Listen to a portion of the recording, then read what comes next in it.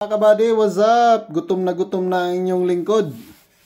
Ang inyong body ay gutom na. So, ayan. Naghanda ako ng kakaiba to. Nakakita ako na doon sa palengke ng press na puset at press na hasa-hasa. So, kikilawin natin yan. Yan, kikilaw tayo ngayon. Minsan lang to. Exotic food ang mangyayari ngayon. So, yan. So, pinagmimix ko na yan. Pinaghiwa-hiwa ko na yan.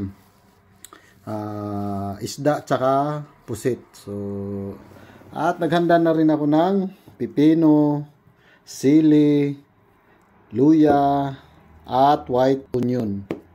At ito yung sikreto. Fresh milk. Lagyan natin ng konti yung suka. At mayonnaise. So, yan yung mayonnaise natin. Yan. So, hahaluan natin ng konti para malasa siya. So, yan na. Tara, hiwain muna natin at kakain na tayo. Ayan o, sarap. So, ayan mga kabady. O, kain na tayo. Ang sarap. Wow. Ito na yung resulta ng ating kinilaw na pusit at isda. Yan. Tikman natin. Yan, pusit at ang technique dyan sa pusit, turuan ko kayo, mag-PM kayo kung paano kilawin ang pusit na malambot kainin. So, yan yung kinilaw natin ngayon na may mayonnaise, fresh milk at suka. Yan, mayonnaise, suka at fresh milk. So, yan yung pinang sasahog natin. So, yan na yung resulta natin. Wow! So, tikman natin.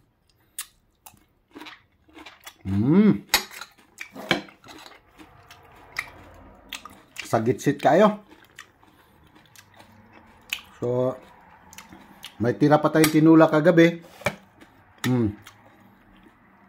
Tinula natin kagabi. So, pait na.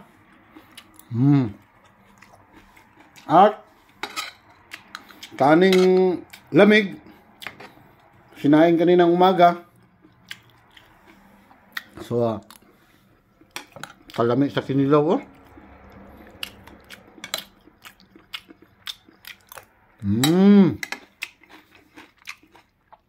Sagitsit kayo.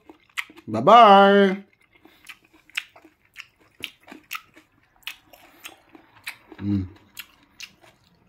Lami kayo. Basta presko na ang platandaan sa pusit, pag press na press, puti yan, maputi. Hindi yan kulay pula, hindi kulay brown, puti ang kulay ng pusit. So, press yan. Kung gusto nyo magpaturo kung paano, para malambot kainin, i-PM nyo ako para sasabihin ko sa inyo yung mga sikreto. So, bye-bye!